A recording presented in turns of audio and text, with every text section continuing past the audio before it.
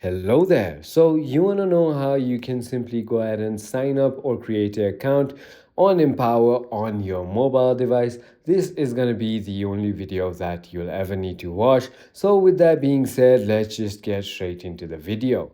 First things first, all you need to do is simply go ahead and tap into App Store or Play Store depending on whatever device you are on, and go to the search bar and simply search for Empower. Once you've done that, it's going to be the second application right over here, which is the 29 on finance at the moment by Empower Retirement LLC. Simply download and install that onto your mobile device and click on open. And finally, once you've clicked on open, all you need to do is simply go ahead and tap on sign up down below, and it's going to ask you if you have a account or you don't. So if you don't have a pin, just tap on I don't have a pin, go ahead and enter all these details.